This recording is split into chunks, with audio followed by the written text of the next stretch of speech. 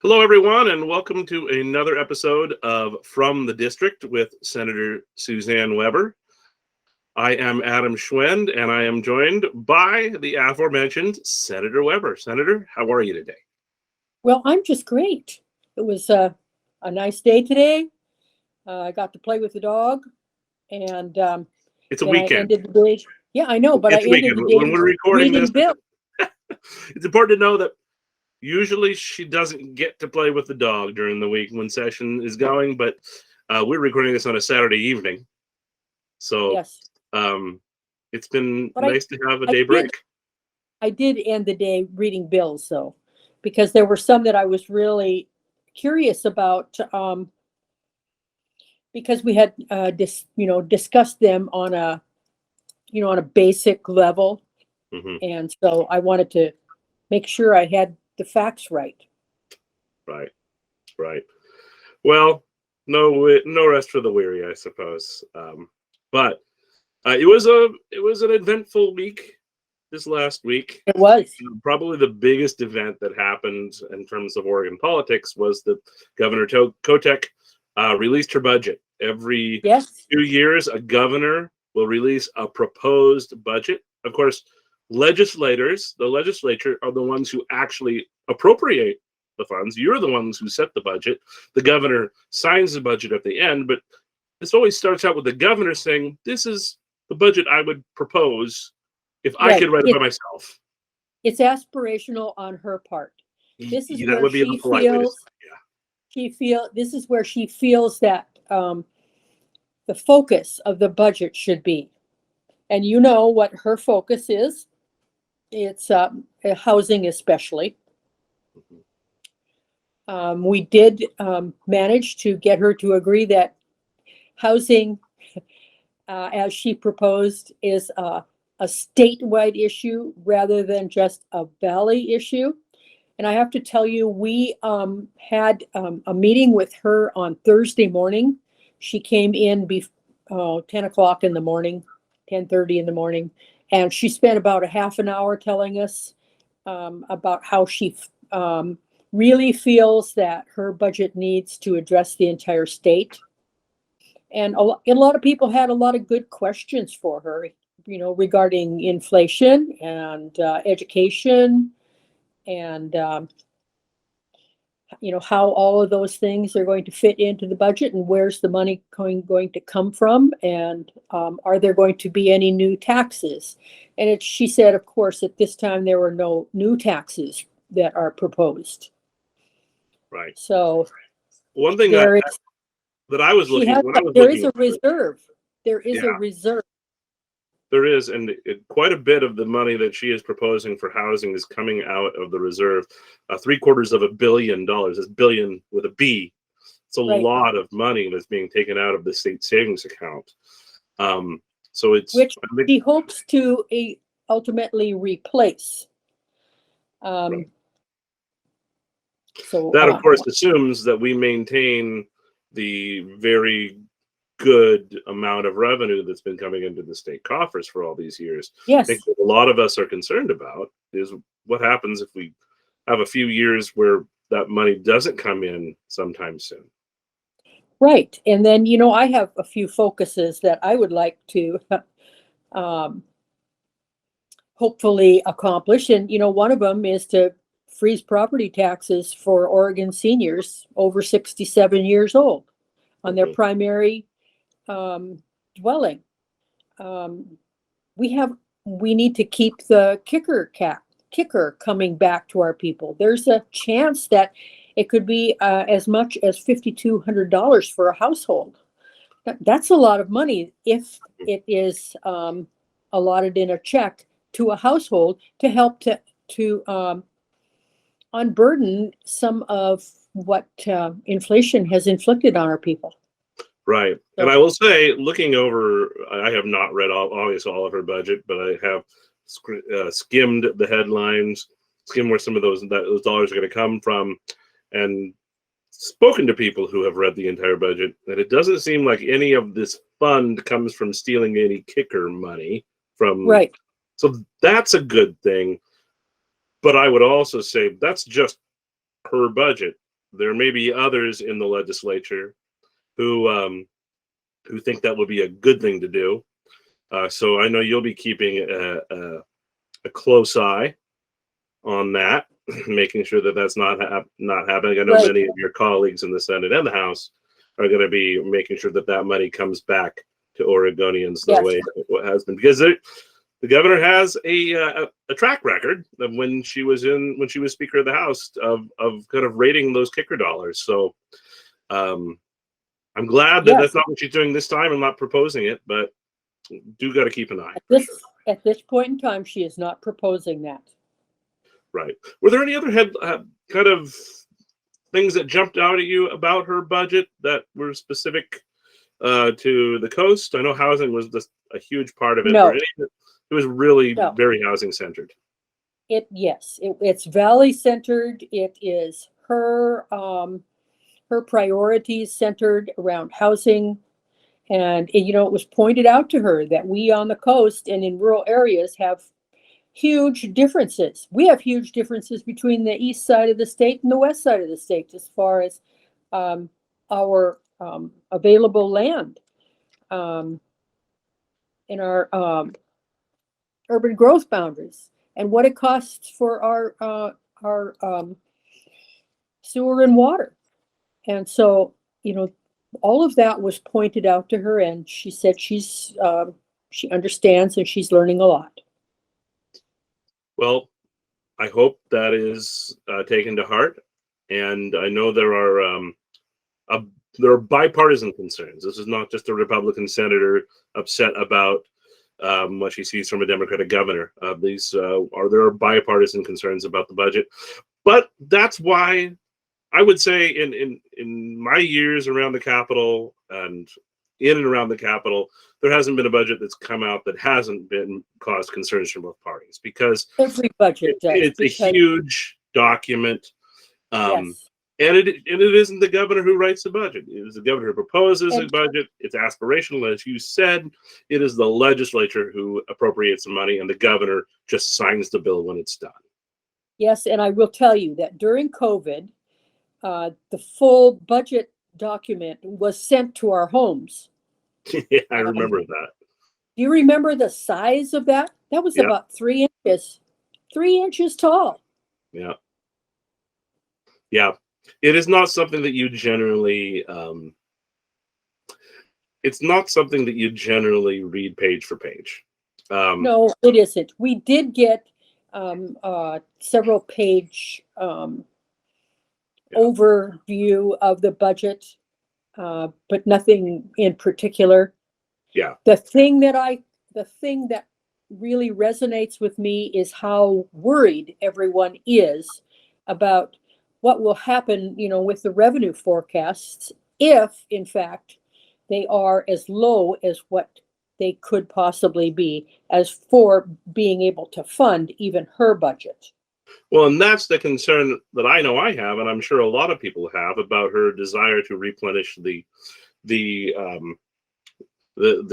rainy day fund, is that we don't have a really bright revenue forecast ahead of us with plans of doing that anytime soon. So I will be eagerly watching what her plan is to do that, because I just don't see it. And there is hope that federal money will also buoy up, but we can't depend on that. No. We don't know what that's going to be. That's just pie in the sky at this point in time. Right. Definitely. I mean, that we have no control over that.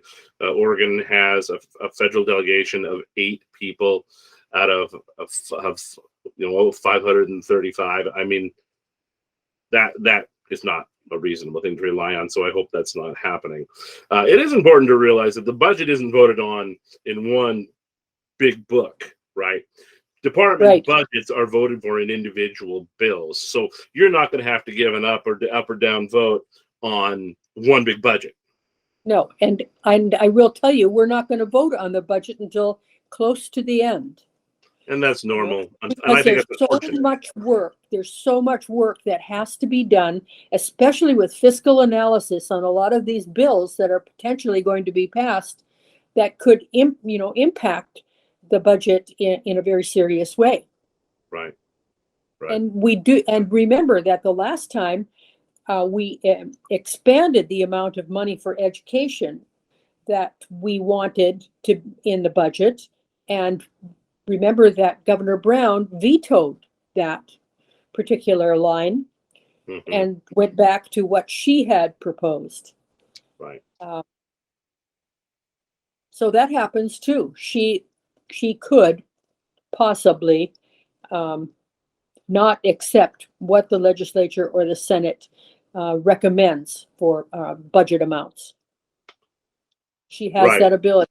She does, but we as Oregon, we are not the federal government. We don't have a printing press. So No, if the governor is going to veto a line item and raise it, for example, because this in the situation that you raised, the governor actually lowered it. But if a governor is going to line item veto a part of the budget and raise it, Oregon has as a constitution, you have a constitutional requirement to balance a budget every year. yes, you do. She can't just cross out a line and double it, because if she does that, well, then she's going to have to cross out another line and get rid of the money over there. Right. So, I want to make sure everybody Yes. knows that she can't just veto your entire budget and then rewrite it herself. No. It doesn't fly like that. No. So yeah, that was probably the biggest thing. I know we were all going to be watching it. A lot of big eyes when they saw that, but it's important to realize that is just an aspirational goal, and that you guys are going to be getting to work It is. on actually writing a budget, and that's just a starting point. Yeah, and I will tell you that, being on Ways and Means in Education, what we are doing right now, since we haven't heard any bills, is we are getting department reports as to how much it costs them to do business, agency reports, how much it costs them to do business. They're telling us what they're going to need in order to be able to function. Like the Department of Early Learning is going to be taking July 1st is when it will go into effect. And, they are going to need additional money. They came to us with a very extensive report this week, as along with the Mental Health Regulatory Education Agency, Department of Education Staff Retention and Recruitment, and looking at state school funds, the current level of service, and the calculations that are going to be needed for that. And then little things like human services, background checks, training and safety, especially for educators, children's care licensing units, how much it costs to be able to keep all of these agencies running too. And it's very interesting how, all of these things are developed and the amounts of money that are used to be able to sustain them.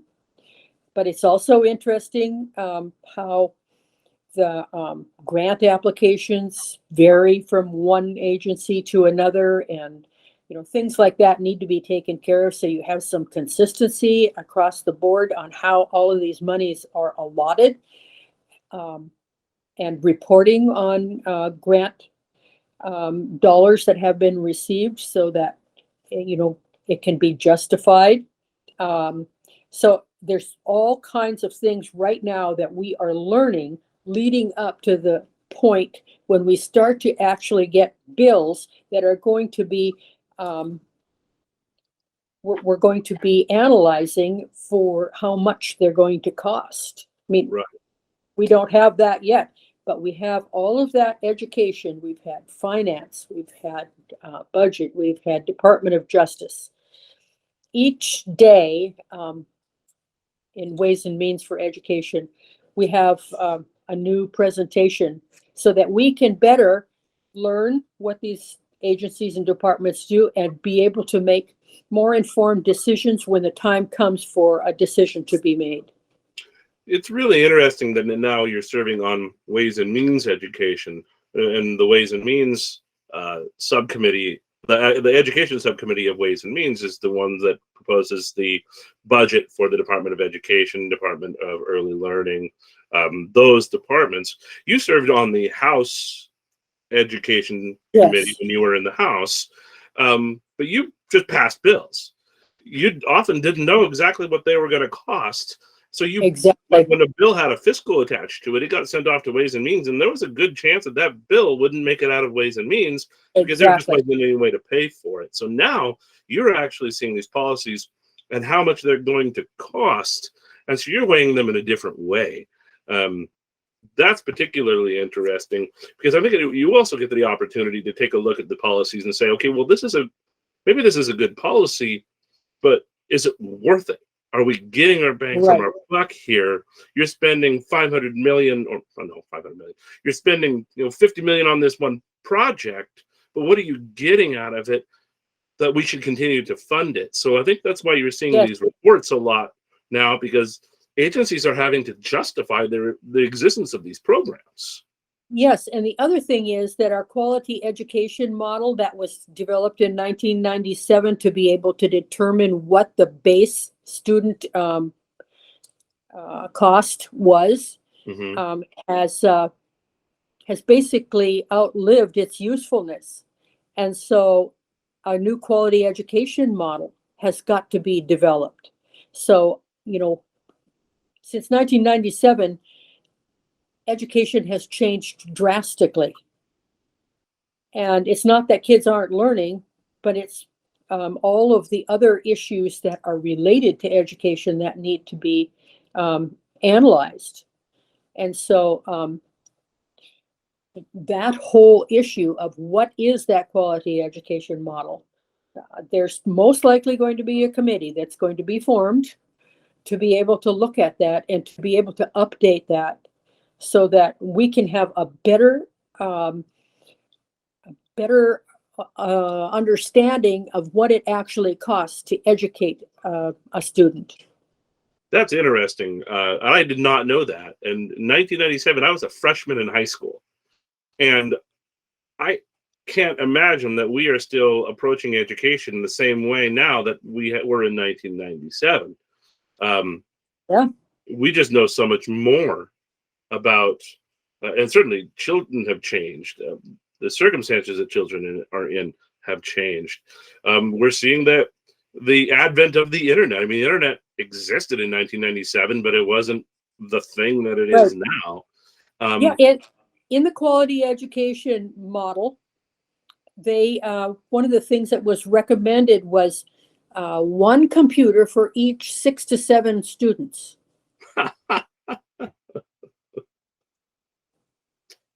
Wow. Yeah. Now everybody carries a computer around in their hands, their phone. Right. Well, maybe it would be good to take a look at that thing more often than every 25 years. Yes, I agree. Oh, man. Well, that's actually a good segue. But there are other little bills that come to, like there was a bill that came to talk about vision screening, because they're going to need about 50 cents more a student in order to be able to accomplish total vision screening, because the cost of that has also risen. So that's not going to be a huge amount of money, but 50 cents is 50 cents. Right.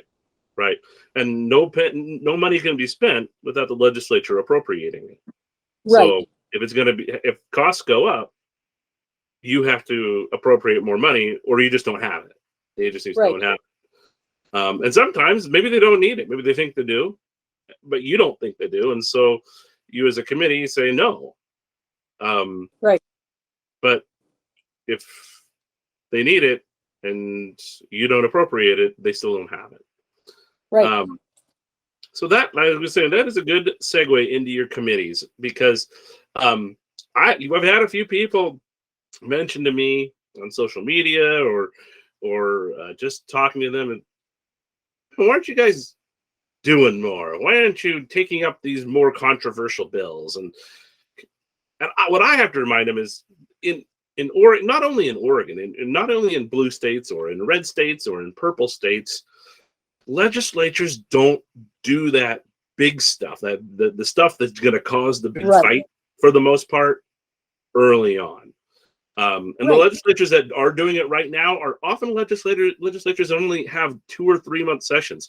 Oregon has one of the longest sessions in a year. It's about 6 months long. Most states' sessions, with the exception of like California and New York, that are full time, they're like Congress. With the exception of those states, most states their sessions are like 4 months. So they're kind of getting into the meat of it right now. They're like getting close to halfway through. You're not even a quarter of the way through. So what are you doing in your committees? Let's tell you, I think that we have only heard 3 bills, 3 or maybe 4 on the floor. We have had very little time on the floor. Most of our time is dedicated to our committees. Mm-hmm. And, this week I have both education and human services that have bills that are going to come before them that are going to require extra time. And so both of the committees are going to be extended at least another hour because of all of the people who have registered to testify. Mm-hmm. So what we are doing is maybe having work sessions on 2 bills a committee, because of the construction in the Capitol, our committee time has been reduced to an hour and a half because the committee rooms need to be more in demand. And so because we have A, B, C, D, E, F are the committee rooms, what can be used at one time, the time has been reduced. So these 2 particular committees, Education and Human Services, this week are going to be increased because they're at the end of the day for an additional hour to be able to hear all of the people that are going to be, that are signed up to testify. Now, you can still testify remotely.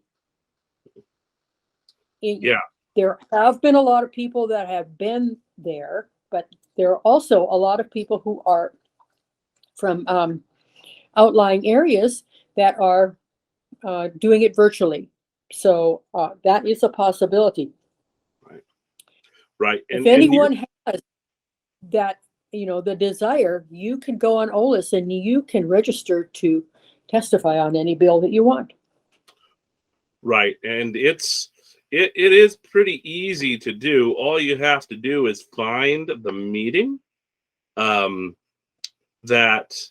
a bill is scheduled to be heard in on OLIS. You can go to OregonLegislature.gov and then click Oregon Legislative Information Service button, OLIS. It's really big there on the right. You will not miss it.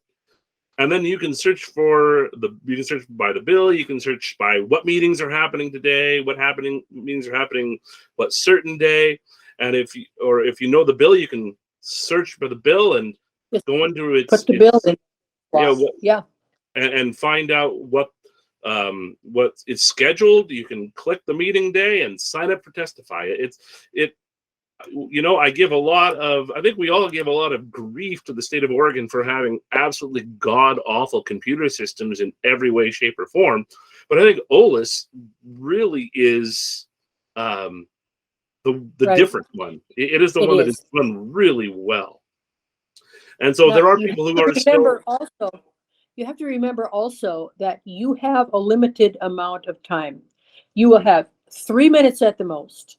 But usually, if there are many people that are signed up, you'll have 2 minutes in order to talk. So prepare yourself.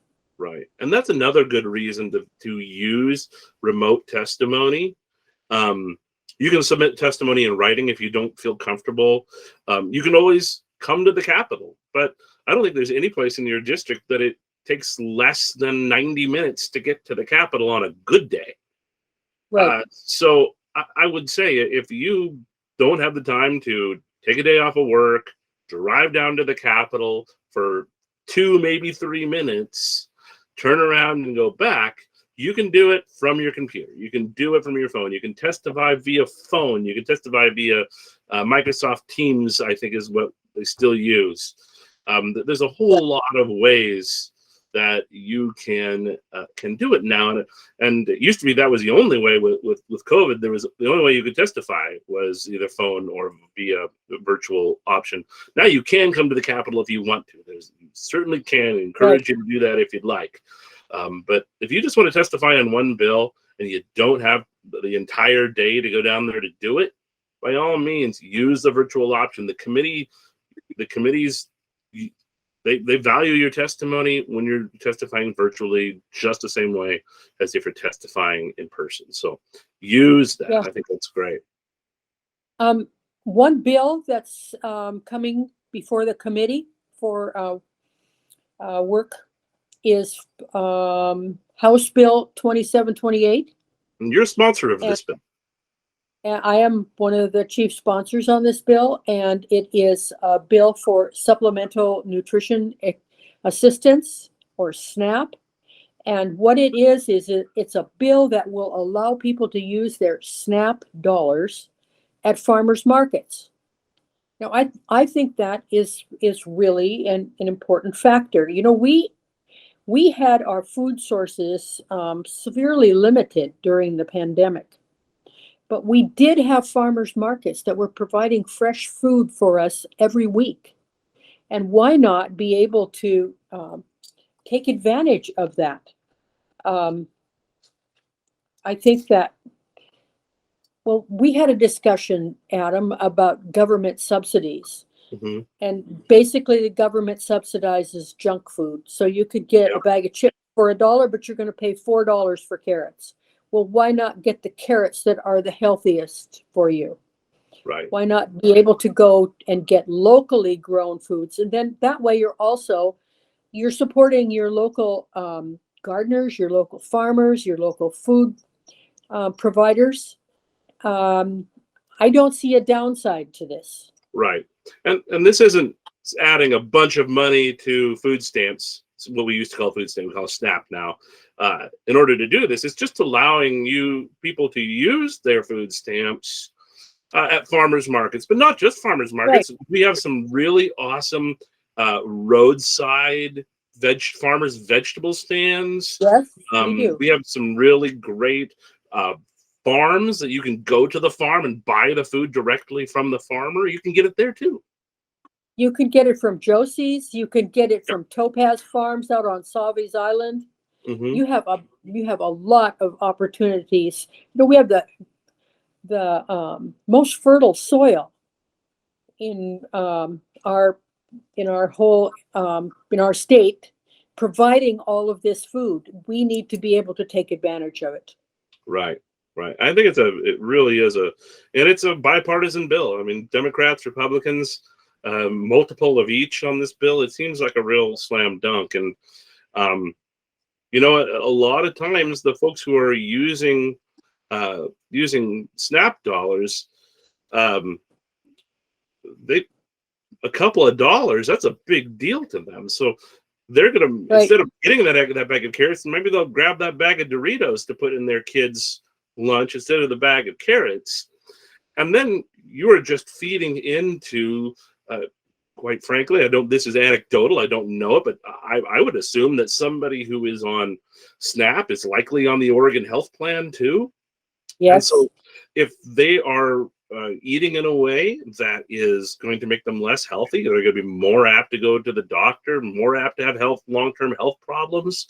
That's going to drain even more on the state. So this seems to be a health saving or a money saving. Not that I want to call it like that, but it seems like a money saver. Right. Yeah. And you know, with all of the problems that we have with our with our eating in our schools, we need to be able to provide healthy options for our kids to learn how to eat healthy. Right, right. Well, we were talking about just a little bit ago about people who come to the Capitol. That's probably Yes. the thing that's most different about this year for you, other than your staff and the people who worked at the Capitol. You saw nobody going in and out of that building while you were in the No. House. Now you actually have people coming to your office. And this last week, I think you had a group that kind of close to your heart. Yep. Who came saw you that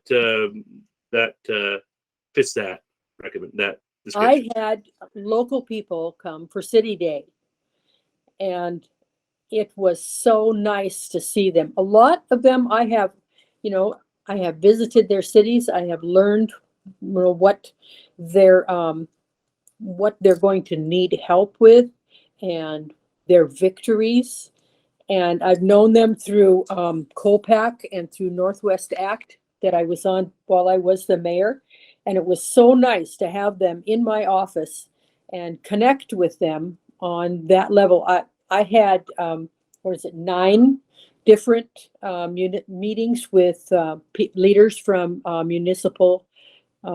municipalities throughout the district. It was just so refreshing. I know that for But it you, was also amazing that the problems we had when I was a mayor of the city of Tillamook are still the problems that all of the cities that are in our district are having. right?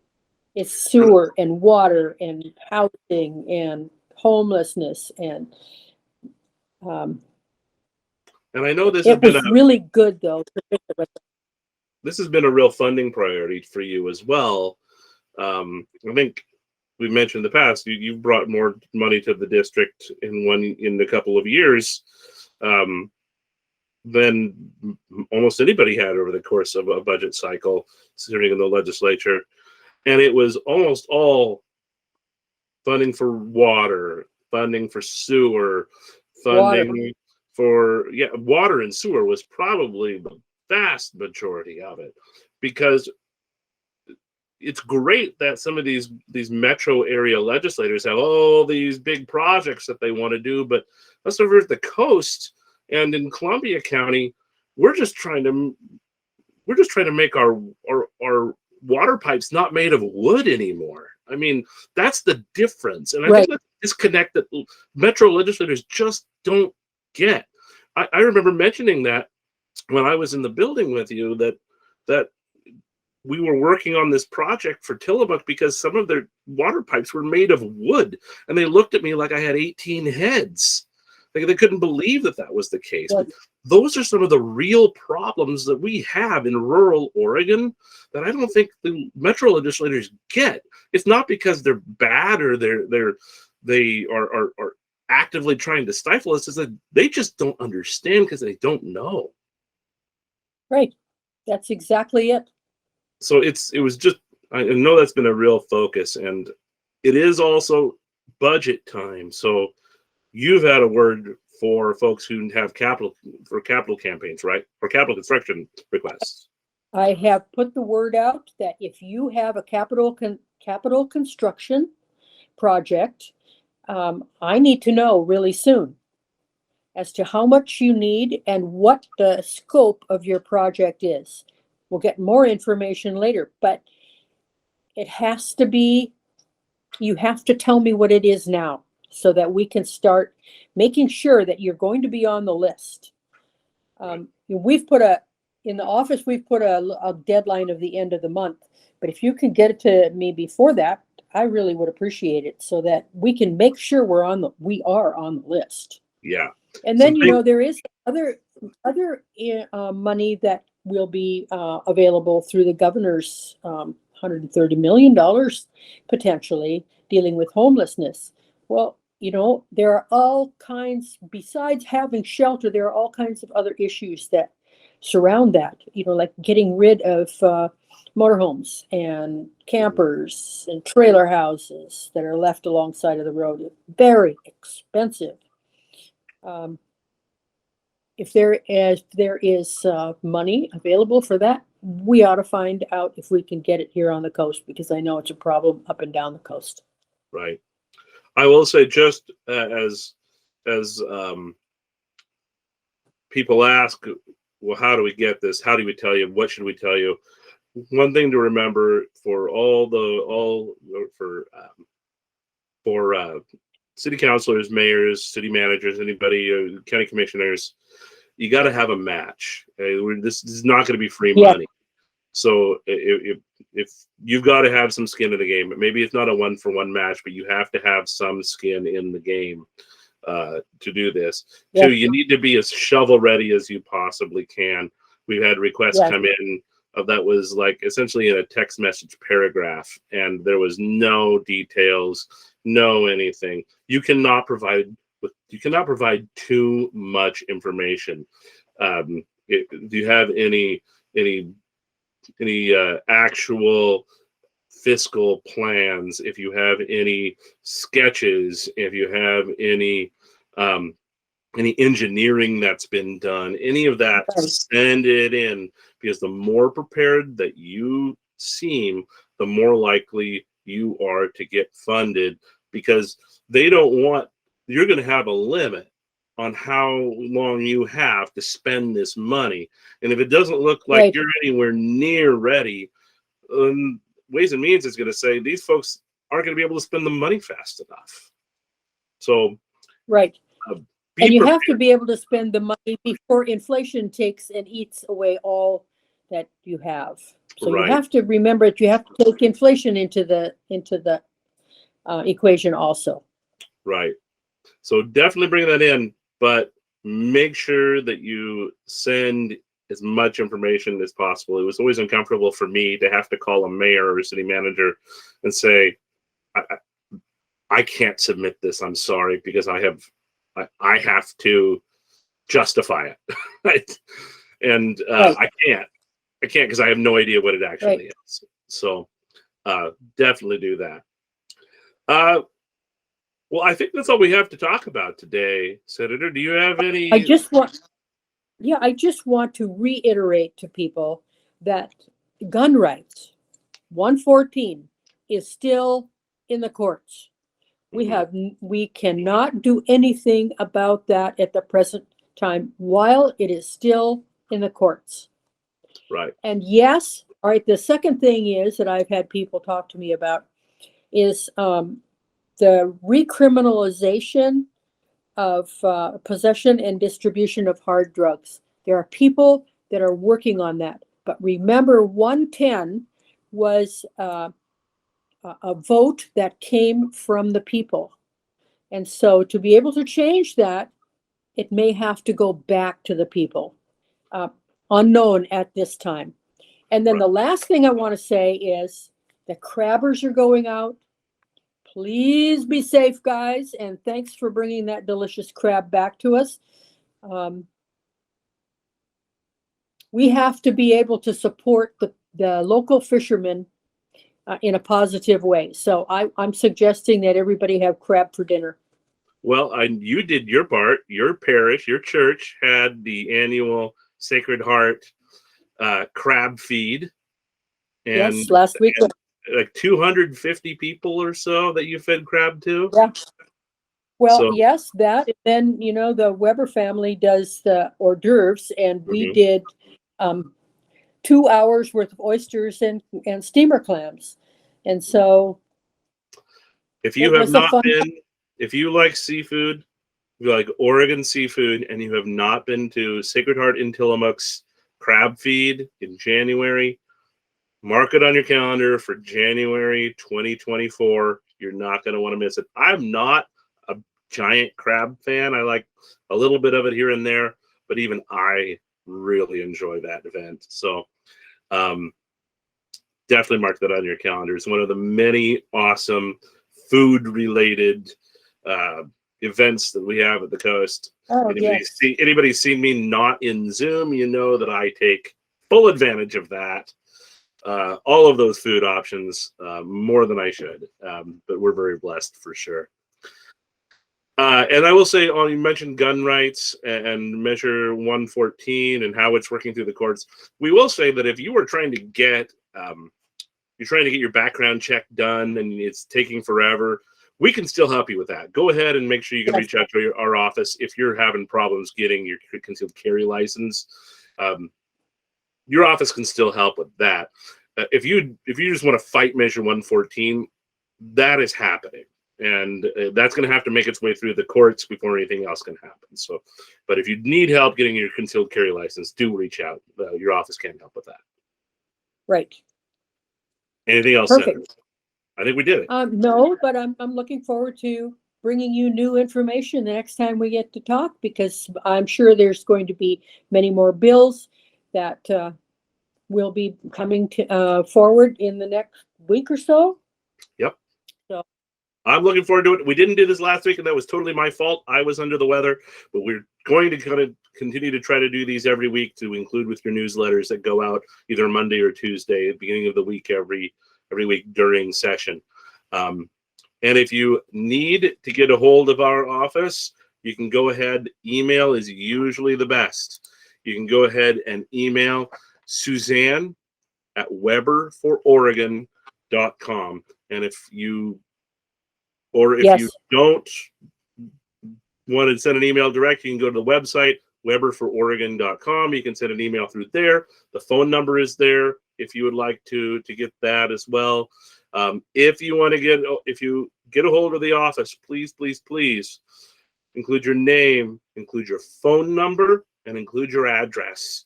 Reason for the phone number is the senator might need to get a hold of you and ask you further questions, or one of the staff might need to get a hold of you and ask for the questions. The reason for the address is because we get thousands of emails. Honestly, we get thousands of emails. And if we see that you are a constituent, your email goes to the top of the list. Now, we probably get hundreds of constituent emails. So there's still a lot, so be patient. But there are thousands of emails that come through, so please do that. Okay, I think I did it. We would definitely appreciate that. Thank you. Yep. All right. Thank you, Adam. Thank you, Senator. Always good to talk to you, and have Always a good day, everyone, and we'll see you in a week. All righty. Take care.